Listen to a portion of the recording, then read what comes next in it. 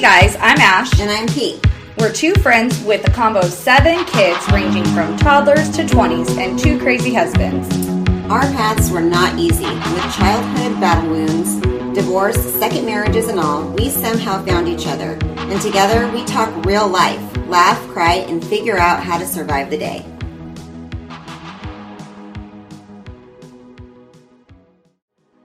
Music is by Dust Bowl Champion. To hear Dust Bowl Champion's newest hits, search Dust Bowl Champion on Spotify.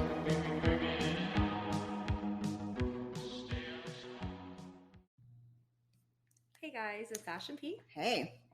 And we are so excited for you guys to be back with us. We hope you were able to listen to our last 2 episodes about military spouses. Yeah, those were really good. They were, I think, super important topic, and just really good to hear firsthand what they go through. You know, I know it was just a little piece of it. Right. You know, obviously they did years of it. Right. But I feel like it's really important for people to recognize. I agree. And I think that, well, number one, it was very special to have them on as our first guest. Right. But, you know, we have such a big respect for our soldiers and their families, and to kind of hear a little bit of the inside on their families, you know, it really touches your heart. Yeah, it really does. So we hope you guys got to listen to it. If not, we would highly recommend going back and listening to their stories. Yeah. And now we're on to the next. Yeah. So, we should probably give a little bit of a warning. Yes. In the event that you are listening around your children, that you may not want them to hear. Yeah. I mean, my kids know, your teenager knows. Yeah. But it is going to be around sexual abuse. Yes. So if it is a topic that you do not want your children to hear about, this is your warning. Yes. Put your ear pods in, or I wouldn't say ear pads, but that's not what they're called, ear pods.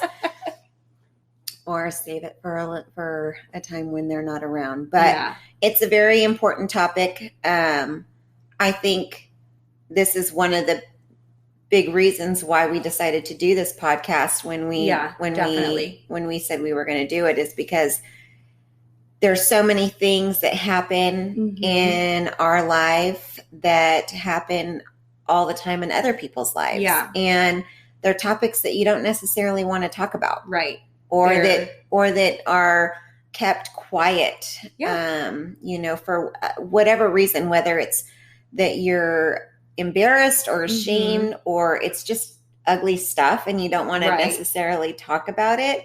It's not like you're going to go sit at a barbecue and be like, oh yeah, I was, molested. Right. You know what I mean? Yeah. Like, you don't really talk like that. Definitely not something you put on your social media. No. It's not in your bio.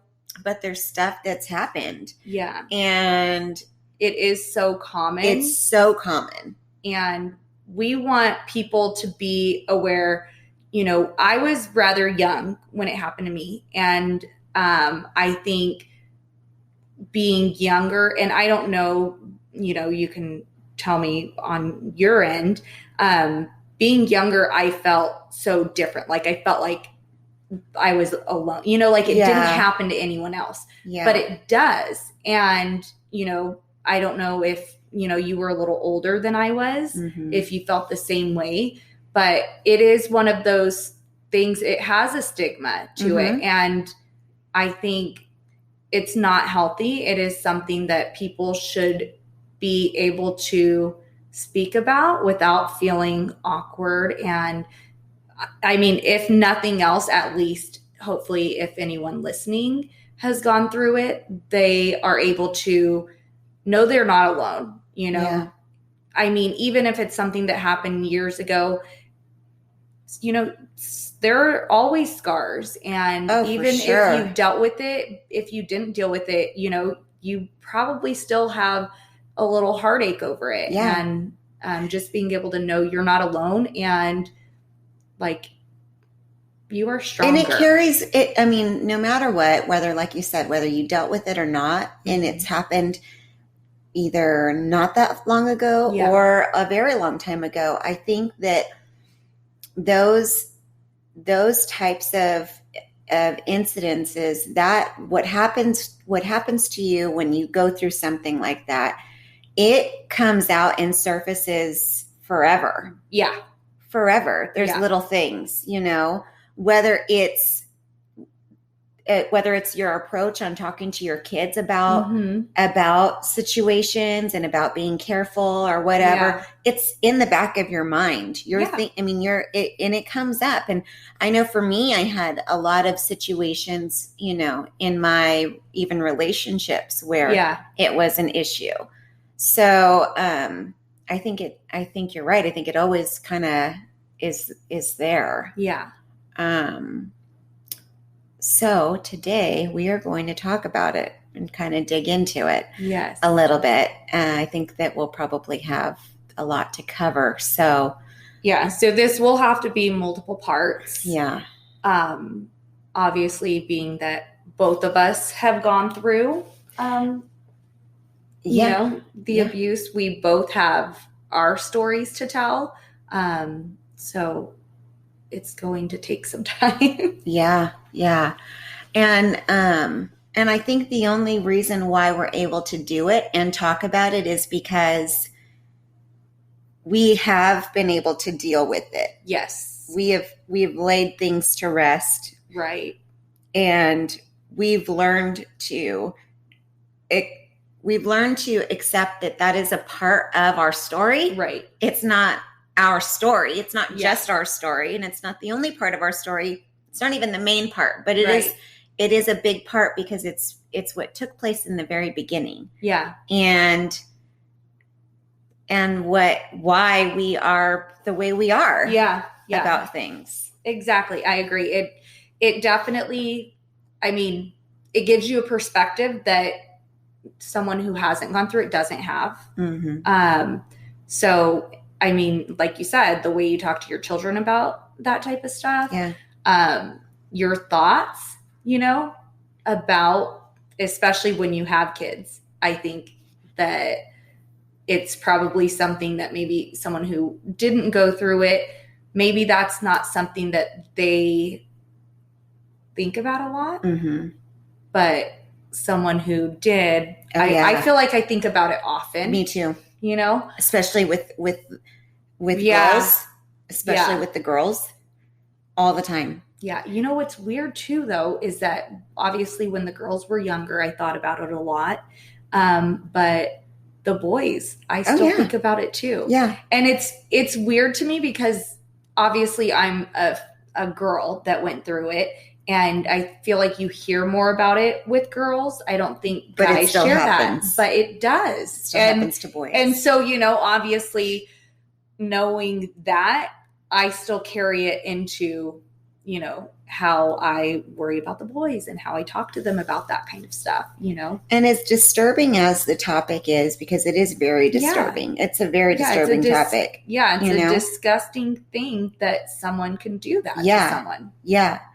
It is almost, it's like, for me, I think is disgusting and disturbing as it is to even have to have this conversation. I want to have this conversation because I don't want, there's a few things. I feel like I don't want us to, that part of us it's not a secret. Right. You know what I mean? Yeah. It's not a secret. Yeah. It's not anything that I'm hiding or that I'm ashamed of or anything. And I know you're the same way, but there are also things that I feel like, even if you haven't gone through them, and if you are a parent or you're going to be a parent, these are things that you maybe need to just think about in your mind, because although we know it can happen, right, hearing it brings a little bit more light to the situation. And just being cautious with your children and situations and your even family and friends and all of that. Unfortunately. That's typically, I mean, that's the majority of the abusers. Yes. You know, and so, and it's sad because you don't want to think right that way. But I mean, if it's going to happen, I mean, statistics show it's going to be someone close. Right. And I mean, we have our guards down around people who were close to right. You know? Yep. So it's something that light does need to be shed on. It is something that needs to be talked about, because I think that brings awareness. That makes you more kind of in tune and noticing these types of things. Right. You know, like if I hadn't gone through it, I wouldn't know all of the things I know about it. Right. It's probably not something I would have researched, right. You know? Right.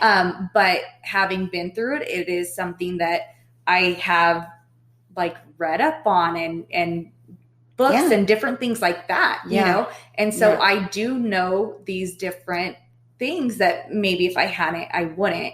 And so as a parent, I feel like that's a strength, because, and I'm not saying, I mean, unfortunately, there are a lot of parents who've been abused and their children are abused as well. And they don't know. I mean, well, there's a cycle. There's a cycle. It is. It's very true. And so it's, you know, not saying like, oh, well, since I went through it, it won't happen to my kids because I'll be aware of it. I think we still need to be very, I mean, vigilant and aware of what's going on. Yeah. But I think, you know, it does allow you to think of those little things, you know, like, that's a little off, you know, that maybe someone else might just kind of brush past. Right. They wouldn't think anything of it. Right. So for you, Ash, how old were you? So I believe I was about 5 to 7, 5 to 6.5, almost 7. Okay. So I was young. Yeah.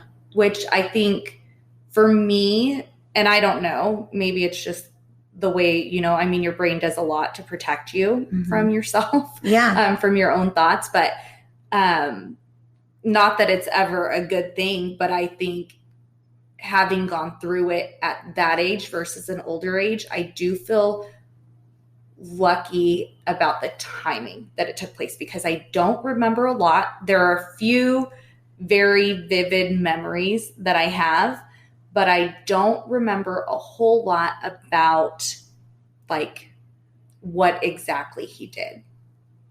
And I don't know if it's because that's something your brain sometimes does, or if it's because I was so little, you know, and so much time has passed since then. But even when I was, you know, when I was like 20, I went back to therapy over it. Yeah. And even at that time, you know, I mean, it had been 15 years, but at that time, I didn't know, like, I don't know exactly what abuse took place. Yeah.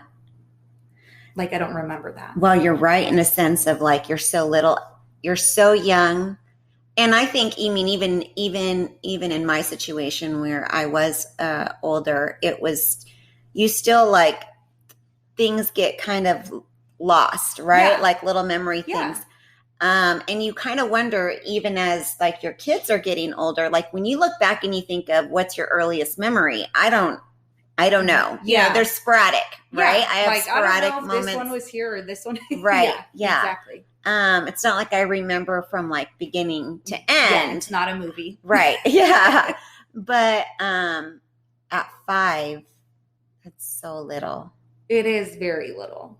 Yeah.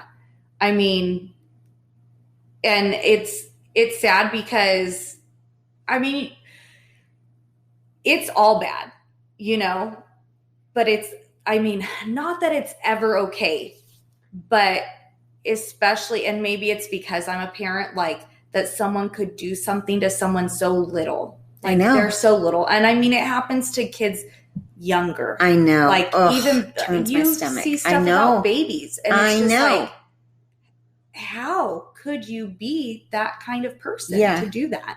So, I mean, it is young, but I almost feel like it kind of protects me a little more than someone like you. You have a lot more memories about like the actual acts. Yeah. Like I remember occasions and I remember where we were and things like that. I remember things that he said, but I don't remember it. Yeah. You know? Yeah. So I do feel a little more protected in that. Yeah. And both, I mean, and this happens, I mean, both of our situations were with men. Yes. Which some are, I mean, right. have it some are women that do it as well, you know? But both of our situations were with men. Yes. And he was close.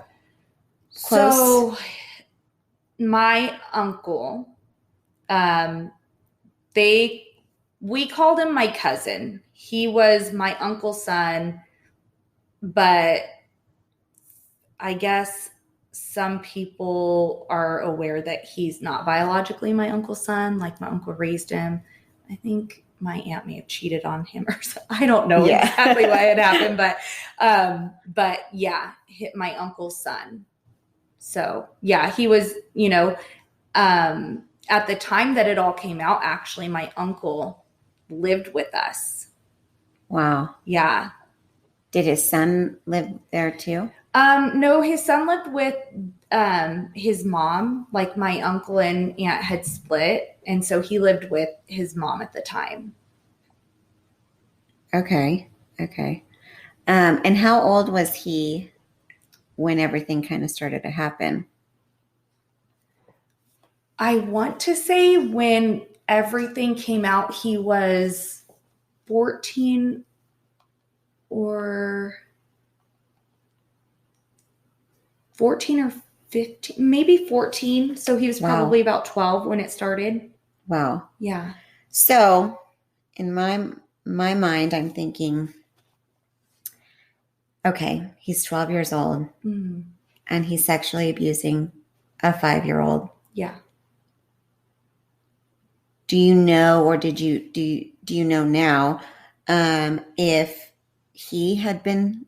He was sexually abused himself. He was. Yeah. That's what I would see, like a pattern of, right? Yeah. Like, a lot of times abusers have been abused. Yeah. Which to me, like as someone who is abused, I mean, it's kind of one of those things that goes one way or the other. Like as someone who's been abused, I can't imagine ever doing something like that to someone. Right. Well, one, that would be disgusting. Okay. Yes. But two, like, how could you ever do that to someone?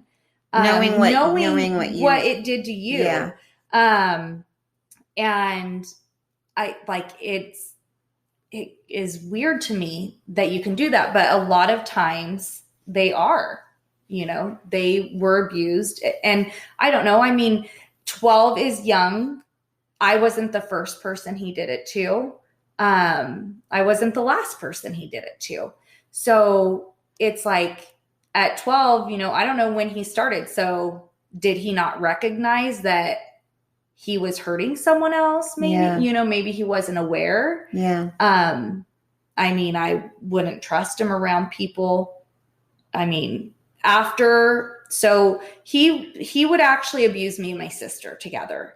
And so after everything happened with us, obviously he knew it was not okay. So, I mean, if he didn't up until then, which I'm sure he did, if he didn't up until then, he knew at that point, and he still went on to abuse. He actually abused one of my cousins. And so it's like, you know, how long did he do that to you? How long? A year and a half to 2 years is about the time frame that it went on. That's a long time. Yeah. Luckily, I don't have a lot of memories from it though. So, you know, and I don't, you know, in that time frame, I don't know how often it had happened. I don't remember that kind of thing.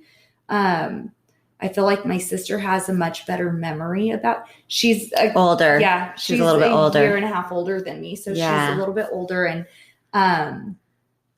yeah, I don't remember all of that, like how frequent it was. But that's kind of one of those things where I say, like, I feel lucky that I was younger when it happened. Yeah. And what a terrible thing to feel lucky about. I know. Right? Isn't that That's so a terrible horrible? thing to feel lucky about. Yeah, I feel lucky about it. But I mean, you know, if I'm going to have to go through it, I guess I feel like I don't have all of those visuals, you know? Yeah. So when, how did everything come out? Okay, so I don't know exactly what we did, but my other cousin, not from that uncle, my other cousin, somehow my sister or I must have said something to where she found out, and she went to my mom. She went straight to my mom. Good for her. I don't know if he was there at the time. You know, I'm like 6.5, 7. Right. So when my mom found out, my mom just went like nuts. Lost it. So I don't know if he was there, because I know she went and grabbed a bat. I don't know if if he was there and she was going to attack him, or if she was going to go somewhere and attack him. Yeah. She just she lost it, you know? How old was your cousin that kind of brought it out to your mom? Like, how old was your cousin? Older? She was 16, I think. Oh, good. Yeah. Okay. A little bit older. I mean, that's smart in itself for children to like think about this. And I'm even thinking this in my head with my almost 16-year-old, to listen and pick up on what kids are saying. Yeah. Not necessarily, I'm not saying you need to come in and yell rape. You know what I mean? Like every time they're saying something, but if something seems off, yes, you need to make it stick in your head, and you need to vocalize it, because whether your sister or you said something that was blatantly like, oh shit, there's stuff going on, or if it was something that even just, it obviously triggered something in her mind. Right. So instead of making sure that, instead of having she could have not said anything. Yeah. But it obviously, for her, stuck out in her head. And the first thing she did was go tell your mom. And I'm thinking to myself, like, that's something that in itself right there, I need to make sure that I'm doing a job with my daughter and making sure she's at least aware of what other kids are saying, because things do happen. Yeah. And you know what? It's a shitty situation, but people are shitty. Right. And this kind of stuff really happens. So you need to be vigilant as an adult, but also even teaching our children to be vigilant, not just for themselves, but for others around them too. So that just made me really think about that right now. Yeah. That's a great point, because thinking now, I don't think that I've ever mentioned, asked my boys or said anything about has anyone ever, any of their friends, you know? Because stuff could be going on with their friends. Right. And, they might hear something, but they don't think anything of it. Of course, I've talked to them about it. Right. You talk to them about making sure no one comes at you, no one's touching you, no one's being inappropriate with you. And which also a few years, well, probably not a few years back, actually, I want to say I was probably a teenager or so. I was having a conversation with my mom, and we were driving, and I said something about, adults asking kids, and, having that kind of talk with them. And my mom said, I did that all the time with you guys. I would ask you guys questions and talk to you about it all the time. She said, at times you would sometimes get mad. I know, Mom, right? When it was happening. Yeah. And so it's like, wow, I don't remember those things. Yeah. But you know, like, even though my mom's having the conversations with us and, you know, Yeah. telling us, you know, it's not okay for anyone to touch you. And, you know, if someone touches you, you know, tell me or your dad, you know, you have to tell someone. And I don't know, maybe at that age, I thought my mom was telling us too much. And, so the reason when I said we told, like, something must have been said in front of our other cousin, is because he actually threatened to kill our parents. Like, he told us he would suffocate our parents if we told them. So obviously he knew it was wrong, right? Obviously he did. So, yes. You know, as a 6-year-old, I'm not going to say anything to my mom when she's telling me stuff like that, because as a 6-year-old, I think he can kill my parents, you know? Now, obviously I'm like, okay, he wasn't going to kill my parents, but, you know, he would tell us that. He would threaten us with that. And so it's one of those things, you know, you try to talk to your kids and try to give them all this information. And maybe I was tired of my mom saying that stuff because I knew I couldn't tell her, you know, because I didn't want anything to happen to her. But it's just, I don't remember that part of it, the fact that she would talk to us about it. But she did. But that's a good point, you know, that for other kids to be aware of stuff so that they can, you know, if you pick up on something. Right. Yeah, that's a great point. What a sick little kid he was. Yeah. I mean, really fucked up. Yeah. Really fucked up in the head. Yeah. When your mom found out and she went to go get her bat, my dad had to hold her back and calm her down and say, like, no, we just need to call the cops. So we called the cops and they came and they took, you know, statements and reports. And then my sister and I had to go to the hospital. And at the time, I didn't know they were doing a rape kit on us. My sister and I talked about it. They just, and this is something that I'll always remember. They had us, you know, get on the hospital bed. My sister and I must have been in separate rooms, I'm assuming, because I don't remember my sister being, you know, in that same area with me. But they tell you to sit like a frog. And then they swab you. I didn't know what they were doing. I just knew they were checking me. But they did that and they gave us these little bears. Like, I had that bear for so long. Just those weird things that, you know, like, those are things that I remember about it. So that was like the day that it came out. That's how it was. My cousin had told my mom. My mom kind of, like, you know, flipped out for a bit, and then they came and took the reports. My sister and I went down to the hospital, and then kind of like the I guess legal process started at that time. Did your parents press charges? They did.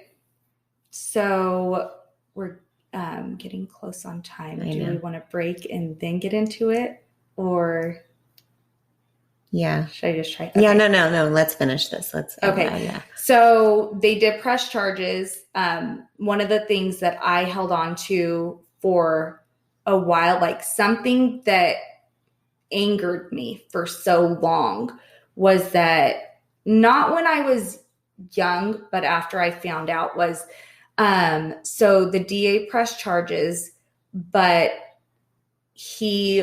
they settled for him only admitting to my sister because my sister was older, so his sentence wouldn't be as bad.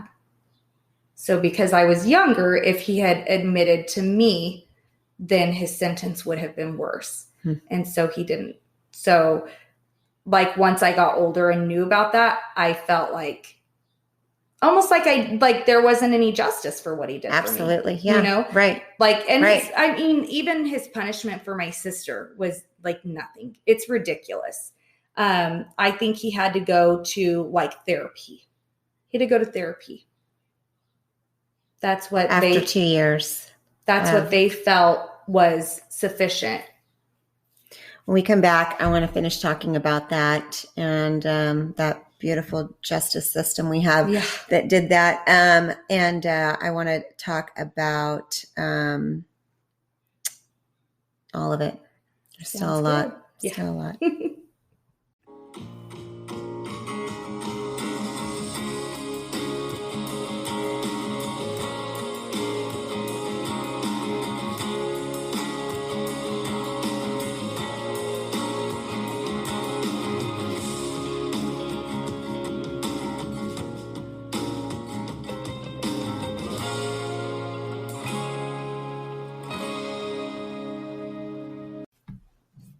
Okay, we're back.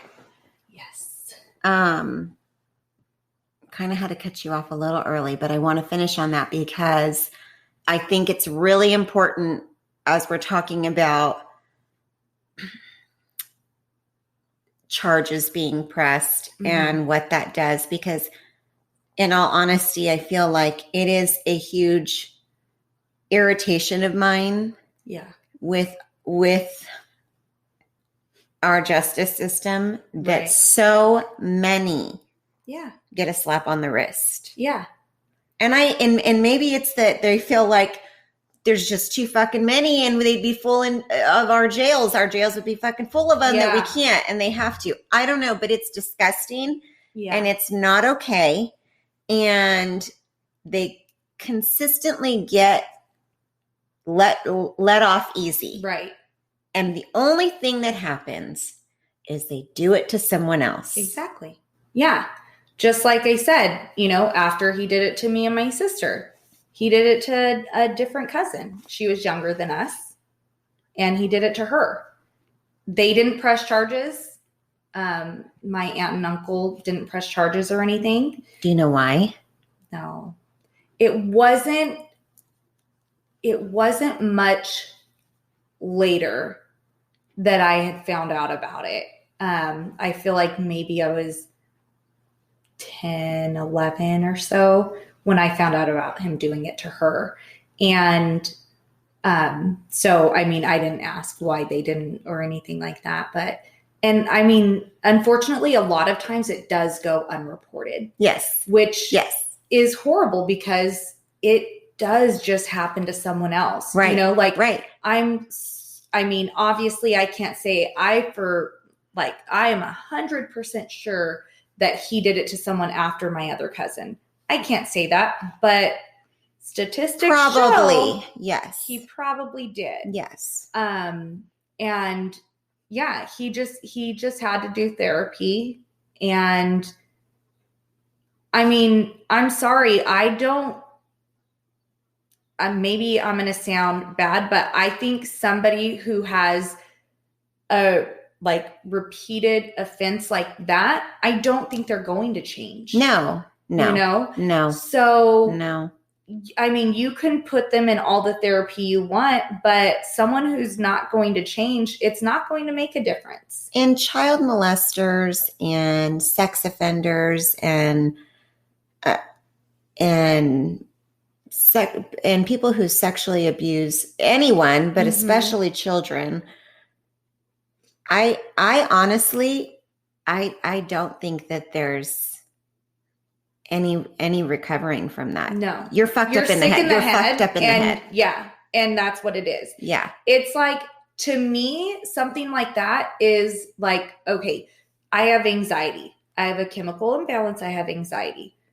That's something that's in there that I can't change. I can take medication to make it less impactful to my life, but it's not going away. It's going to be there, Yeah. And same thing, I think alcoholics and drug addicts. Yeah. They're addicts. And even if they are sober, they still are fighting that every day. Right. And that is something that is different. I do think you can change that type of behavior. Yes. But I think that's an illness. I don't think it's something think it's in your head, right? Right. Like that's not something where you've got something in your brain that's messed up like that. I don't know what causes addiction, but for abusers, I think that it's there and it's going to be there, and I don't think they change. Do you know, I don't know now, but did he or does he have to register as a sex offender? I don't think so. I will check right now, but I know for what he, like with me and my sister, no, he didn't have to. Is that because he was under 18? Probably. And I mean, when did Megan's Law even come out? Yeah. You know, it's not. Well, I don't know. They had to register back then too. It just wasn't, because maybe it just wasn't like public knowledge like it is maybe now. No, I don't know. I feel like I was able to pull up that information pretty soon after it happened to me. Really? Yeah. But I feel like it was, but I could be wrong. And maybe, I mean, it was obviously early 90s when it happened to me. I don't know. I'm sure there's something they had to do, right? Like it's not just something that maybe back then they didn't have to do anything, but I would assume since he was underage that none of that is listed. So you had so this was basically a family member. I mean, you guys are all family, you know. Yeah. Blood or not, whatever. Do you still have a relationship with your uncle? Does he have a relationship with your uncle? Because this wasn't really his son, but it was his son. Yeah. So my uncle passed away. So how did that go at this is one thing that is really tough for me. It's something that I think about often, actually. Probably about 5 years after all of this, you know, obviously for family events, if he was going to be there, we were not going to be there. My dad and my uncle are twins. And so they were always together still, right? Like that wasn't anything, it didn't affect that relationship. However, there was my grandma and grandpa who lived in Washington, my dad's parents. They came down and we all got together, and we were told that my uncle's kid wasn't going to be there.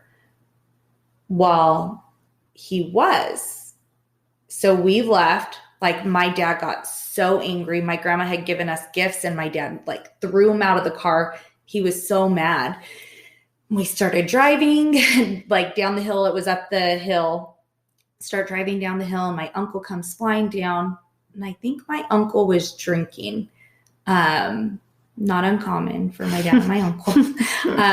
But we end up pulling over. My dad and my uncle start fighting, like fist fight in the middle of the road, like so crazy. My dad was so angry. We had like a station wagon and he slammed the trunk part. My brother was back there because he was going to sit in the seat that's back there and he gave my brother a concussion. Yeah. Oh, which no. we obviously find out later. Oh gosh. He got a concussion from it. But it must have been before we left. My uncle said something to the effect of,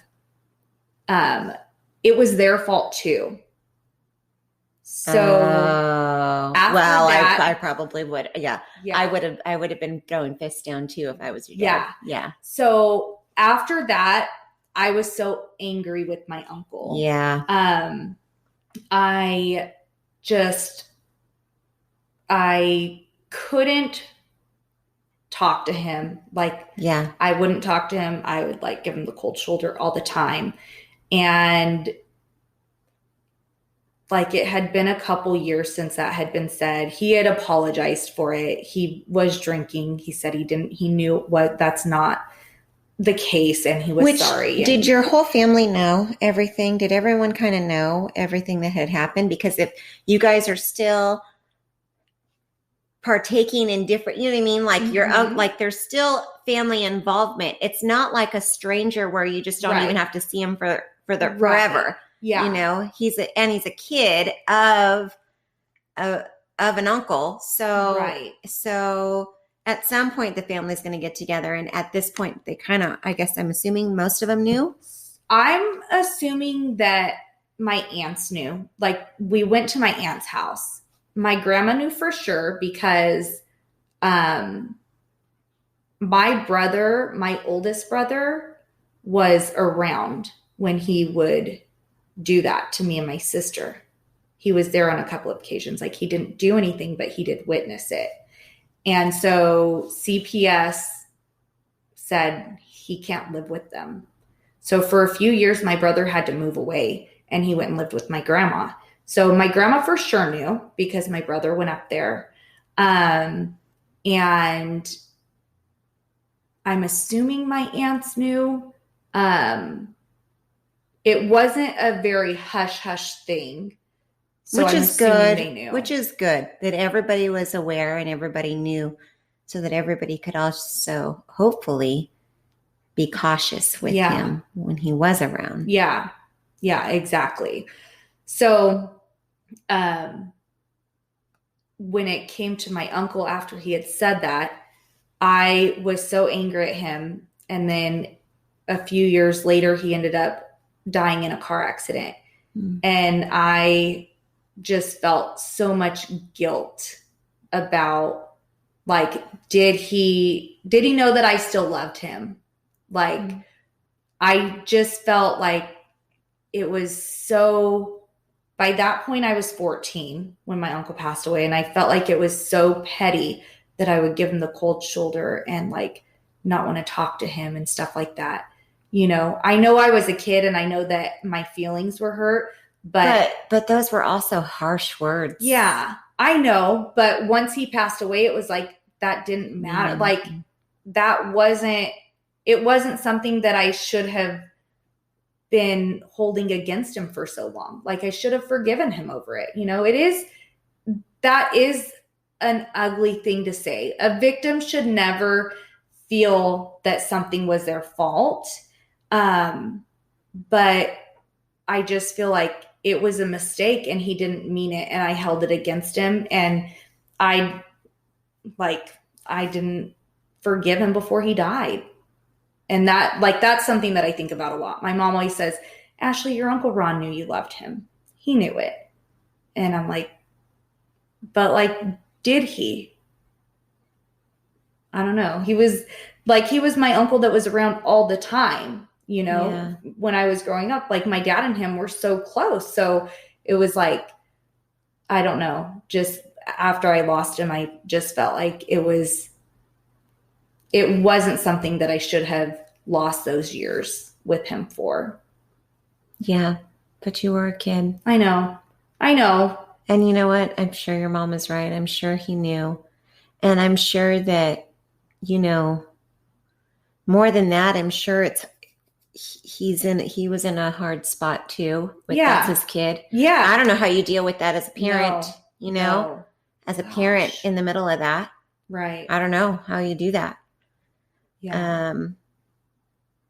Yeah, especially because, you know, like we said, it is typically family, that's being abused. And so now you have your child who's abused a family member. Yeah. I mean, I'm sure my uncle felt a tremendous amount of guilt, that it wasn't like, my uncle was never like, he didn't do that. It was never anything like that, So it wasn't something where he was in denial. So I'm sure he felt it makes you wonder though, too. I mean, what the hell happened to him? To my cousin? Yeah. Do you know what happened to him? No. Like, what the hell? My mom, she might know. What the hell happened to him to get him that fucked up at 12? Yeah. You know? I don't know. I know that so I don't know how this is everywhere, but in California, there's a program, it's called Victims Witness. So we actually, we did a lot of therapy. We had a family group therapy session. That's good. Once a week or once every 2 weeks, I think. We had, like, my sister and I had our individual sessions, and then my sister and I had a group session with other abused girls. So we had a lot of therapy. That was all something that through the state fund, the Victims Witness, that we were able to get. When I went back to therapy when I was about 20, I was able to call them and let them know, and they covered my therapy again. Really? So, yeah. I didn't know that. Yeah. Because they have records of the case. Yeah. You know? I didn't know that they had that. Yeah. So it's like, I think I might only have a couple sessions left under the funds. Yeah. But I mean, it covered a long time. One thing about therapy I remember is we would have to leave school early, often for it. And I always felt like the other kids were going to know why we were leaving. My sister and I were in the same class. We went to Lone Star, very small. You have one class per grade. Yeah. So all of the second graders were in one class, and me and my sister were leaving like every 2 weeks. And I always felt like they were going to know. I felt so like self-conscious, and just, I remember feeling like they're going to know why we're leaving, you know? And at that age, well, I mean, you probably, it feels very ugly. It feels like something no one else goes through. You feel like, that's because nobody talks about it. Yeah. People don't talk about it. And so when you're abused, you think that you're alone. And you think it's like you're tarnished. Yes. Yes. Like you're gross because that happened to you. Yeah. And I think that's such a horrible thing about sexual abuse. I think that one of the hardest things for me is that sexual abuse is obviously it's physical, and there's things that that happen to you that you take into your life later that you need help with and stuff. But the most traumatic is the mental part of it. Yeah. It's the shit in your head. Yes. Because that stuff with, like, when I was 20, why did I have to go back to therapy for something that happened to me when I was 5 to 7 years old? Yeah. It's kind of like, and we'll have to get into this even later down the road, but it's almost like when you're talking about any type of abuse, like domestic abuse, right? A bruise is going to heal. Yeah. The physical part, it sucks. It's terrible. It should never happen. It's awful, but it heals. The physical part will heal, but it's the mental stuff. Yeah. It's the stuff that sticks with you forever in your head that you have to overcome because some sicko was telling you things in your head and making you feel a certain way. And then it carries with you in your mind. Yeah. And then you become an adult or you become a whatever, and it stays there. And you have to constantly overcome that. Yes. Yes, it is something that you do have to overcome. It's something that's always going to be there. Here and there things pop up, and I remember it, or like memories come just out of nowhere. Sometimes memories come. And it's not anything that scares me or makes me sad. When I was 20 though, it scared me. I don't know what was going on, but I was like, I started just bawling one night, and Jason was like, "What is wrong?" And I didn't know how to explain it. Like, I don't know, just all of a sudden, the fear, the anxiety, just all of a sudden, I just felt scared of it. And I don't know why. You hadn't had Hayden yet? No. Jason kids. and I were, not even dating for a year. But yeah. Did you so how long did you stay in therapy afterwards as a kid? I don't remember. I feel like it was a while though. Like did you ever graduated? Okay. Did you feel like through your teenage years you were I don't okay? feel like I struggled with it at all. No, not at all. Like I didn't have any issues with like boyfriends or like physical touch or, not that I should have been doing anything sexual at that age. I didn't have any. Go back to episode 6 of the podcast or something. Yeah. But it didn't affect any of that stuff. It wasn't something that really, I do feel like that I healed with therapy and stuff. I do feel like that healed me, that I wasn't broken. Obviously not something that I went around sharing. Right. I honestly think that when I told you and Molly that it had happened to me, that no, Jen knew. But like you guys were probably only like the 4th and 5th people that I told outside of family. It's not something that you share a lot. Yeah. But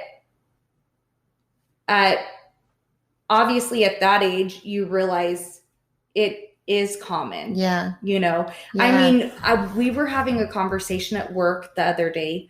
One of my coworkers sat on a jury for a sexual abuse case.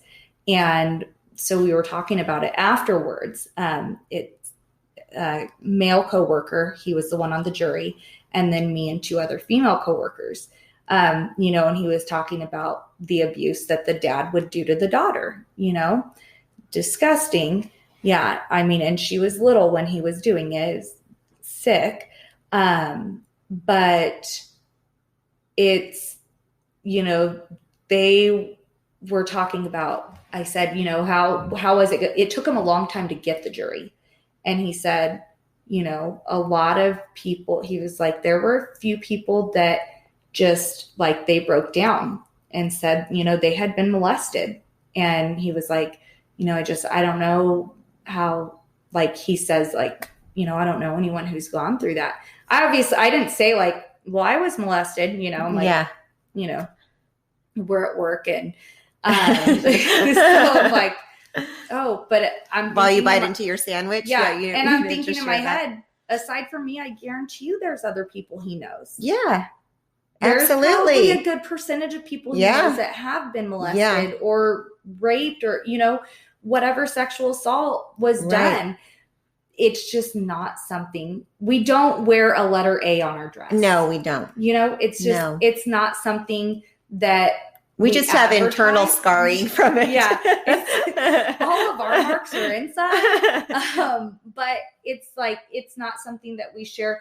I wish society would. I wish that it is a bigger problem than people realize. It's huge. It is. And this is obviously different than just sexual abuse, but like human trafficking, everything involved with those types of ugly things. Yes. It's massive. Yeah. And it's just not something that's talked about. It's something that needs so much more light shed on it. Yeah. But nobody does. It's hush hush.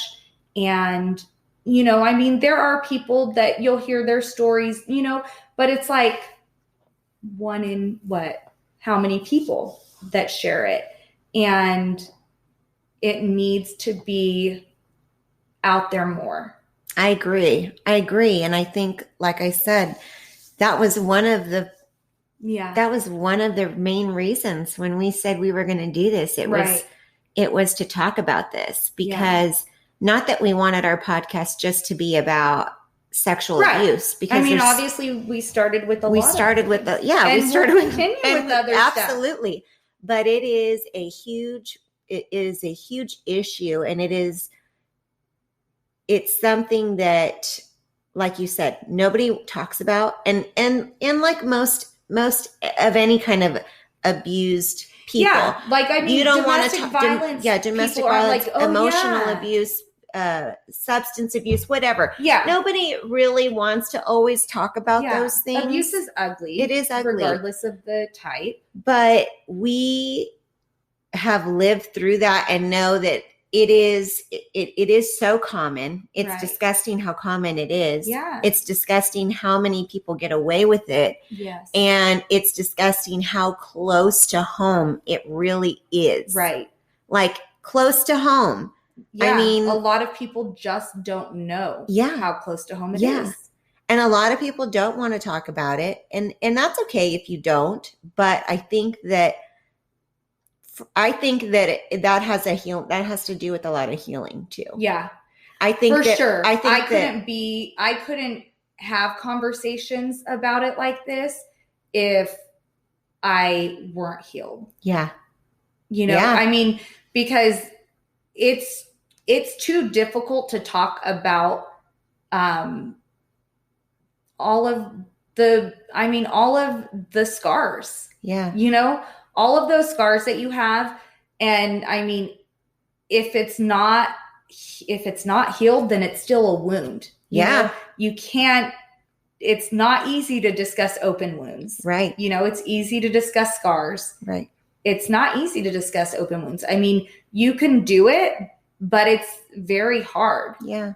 It's important. I mean, maybe you don't want to share the story with everyone, but if you've been abused, even if it's been time, but you've not dealt with it. Yeah. If you have not dealt with it, I encourage therapy. Like, I mean, just do it. Yeah. If you go to a therapist and you don't feel like they're helping you, go to someone else. Yep. Find someone that makes you feel comfortable. Yep.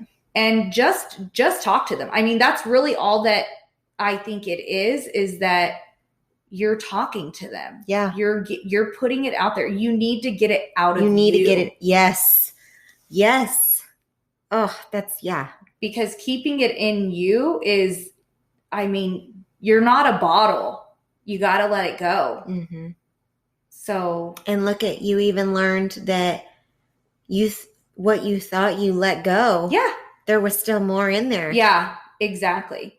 And I mean, down the road, it could be also, I mean, I don't think that, it's never going to affect me again. I definitely know stuff can come up later. Right. Maybe I remember something that I didn't, and then maybe I have to deal with that, Do you feel where you are today with it versus where you were at 19? We'll say 19, because we'll say before it really started to become an issue again for you. Do you feel like you can see the difference in your healing from it?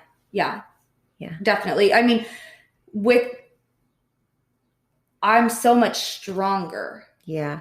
And I think that's something that, a lot of times as victims, we think that like we're damaged goods, we're tarnished, like there's something wrong with us. Mm-hmm. But in reality, I think I would not be as strong of a person as I am without it. Mm-hmm. Because I think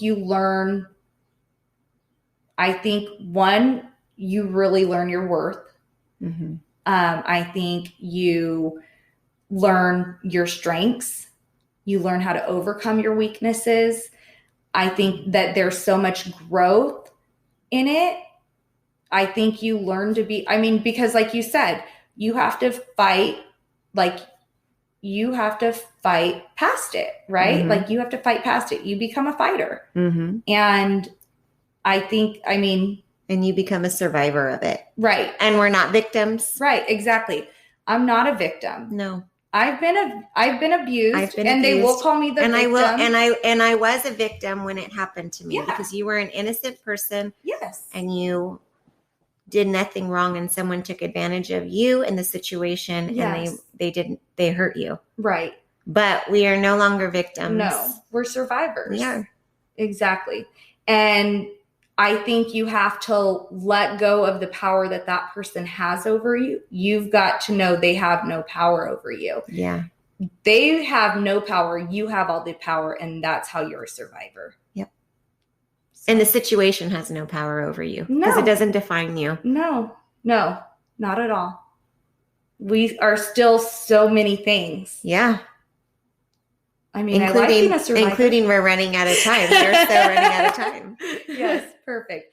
Well, next week we'll come back and we'll get into P's situation. Yeah. Hear about her side and all of that stuff. So make sure you tune in next week because there will be a lot of stuff that you're just like, oh my gosh. Yeah. Yeah. Thanks so much. Thanks, guys. Thanks for swapping with us. Thanks for being survivors with us. Yes. Segment music by Callie Grace.